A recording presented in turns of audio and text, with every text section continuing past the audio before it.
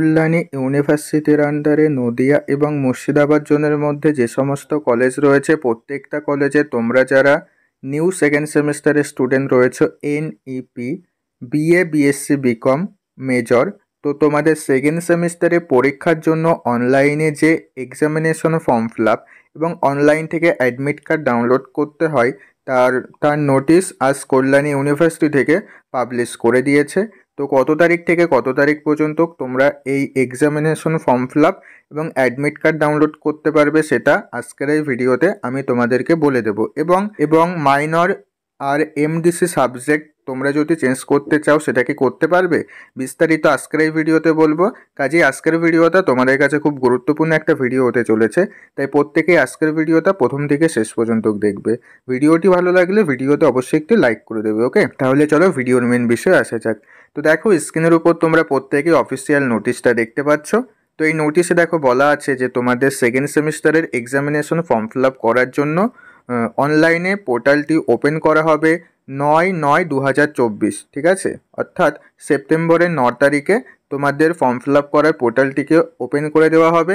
9 তারিখ থেকে তোমরা অনলাইনে এক্সামিনেশন ফর্ম ফিল আপ করে অ্যাডমিট কার্ড ডাউনলোড করতে পারবে। কত তারিখ পর্যন্ত করতে পারবে, অর্থাৎ লাস্ট ডেট কত রয়েছে 19/9/2024, ঠিক আছে, মানে তোমাদের মোট 10 দিন সময় দেওয়া হয়েছে। এই 10 দিনের মধ্যে তোমাদের এক্সামিনেশন ফর্ম ফিল আপ করে অনলাইন থেকে তোমাদের অ্যাডমিট কার্ড ডাউনলোড করতে হবে, ঠিক আছে। এবার আসা যাক, তোমাদের অনেকেরই প্রশ্ন রয়েছে যে দাদা আমরা যারা মাইনর সাবজেক্ট এবং এমডিসি সাবজেক্ট চেঞ্জ করব তো সেটা কি করতে পারবো? হ্যাঁ, অবশ্যই। তোমরা তোমাদের এক্সামিনেশন ফর্ম ফিল আপ করার সময় তুমি যে মাইনর সাবজেক্টটা নিয়েছিলে সেটা ভাবছো যে চেঞ্জ করবে, তো সেটা চেঞ্জ করে নিতে পারবে। এবং এমডিসি সাবজেক্টটা তো তোমাদের এবার সেকেন্ড সেমিস্টারে পরিবর্তন করতে হবে, অর্থাৎ ফার্স্ট সেমিস্টারে যেটা পড়েছিলে সেটা বাদ দিয়ে অন্য একটা সাবজেক্ট তোমাদের পড়তে হবে এমডিসিতে, তো সেটাও তোমরা এক্সামিনেশন ফর্ম ফিল আপ করার সময় চয়েস করে নিতে পারবে, ঠিক আছে। তো এক্সামিনেশন ফর্ম ফিল আপ শুরু হলে আমি তোমাদের ভিডিও করে দেখিয়ে দেবো।